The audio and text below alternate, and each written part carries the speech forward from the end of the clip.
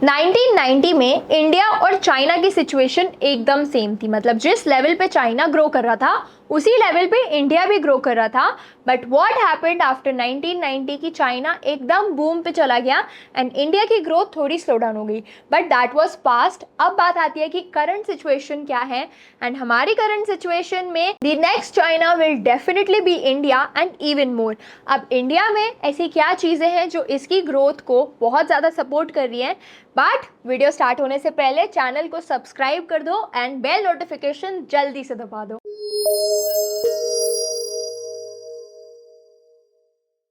Pandemic के बाद हमें एक चीज़ देखने को मिली कि जहाँ पे पूरे वर्ल्ड में सारी कंट्रीज 1% ग्रोथ ले रही थी एंड बहुत सारी कंट्रीज लाइक ब्रिटेन एंड उनकी बहुत बड़ी कंपनीज बैंकरप्सी की सिचुएशन पे है। अगर तुम लोगों ने न्यूज़ पढ़ी हो तो परसों एक ब्रिटेन की बहुत बड़ी कंपनी बैंकरप्ट डिक्लेयर हुई। Second largest city found itself in dire straits as it effectively declared itself bankrupt due to equal pay claims that have accumulated to an astonishing 760 million pounds, which is approximately 954 million US dollars. अब जब बाकी सारी company सिर्फ 1% growth देख रही हैं, China 3% growth देख रही है अपनी जीडीपी में, तो इंडिया कैसे 6% ग्रोथ देख रही है।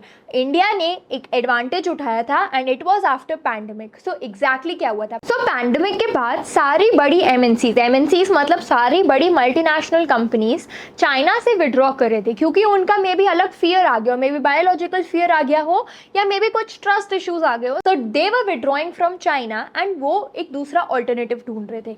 अब उस चीज का एडवांटेज इंडिया ने उठाया and India decided to invest on its infrastructure. India ने डिसाइड किया कि वो $1.2 ट्रिलियन से भी ज्यादा का एक सम अपने इंफ्रास्ट्रक्चर पर स्पेंड करेंगे एंड इसमें सारी चीजें कवर हो जाएंगी जैसे हमारे रोड्स, हमारे रेलवेज एंड हमारे एयरपोर्ट। सो इतना जो ह्यूज इन्वेस्टमेंट हमारी गवर्नमेंट डाल रही है इसका हमारे पास ट्रैक कैसे रहेगा। सो ये सिर्फ रोड्स, रेलवेज या एयरपोर्ट्स तक ही सीमित नहीं है। ये जो इंफ्रास्ट्रक्चर डेवलपमेंट हो रही है यहाँ पे ये एक टेक प्लेटफॉर्म भी बना रहे हैं जिसमें 16+ मिनिस्ट्रीज होंगी एंड 100 से भी ज़्यादा एजेंट्स होंगे जो सारी मिनिस्ट्रीज को कनेक्टेड रखेंगे एंड उसी के साथ साथ सारा जो डेवलपमेंट होगा उसका ट्रैक रखेंगे ताकि हमारे पास पूरे रिकॉर्ड्स रहे हमारे फंड्स कहाँ पे जा रहे हैं।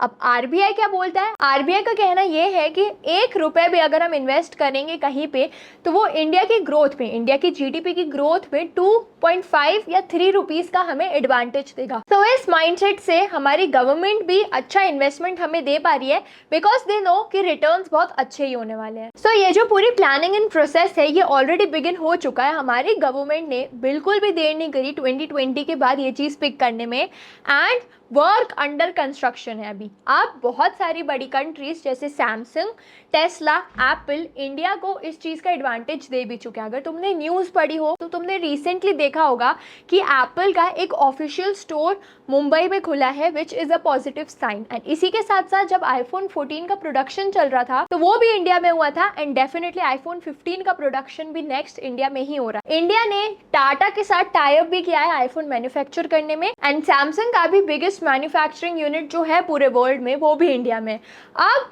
तुम्हारे अकॉर्डिंगली इंडिया को एक सुपर पावर बनने में कितना टाइम लगेगा, एक अप्रॉक्सीमेटली ईयर ड्यूरेशन मेरे को कमेंट करके ज़रूर बताना।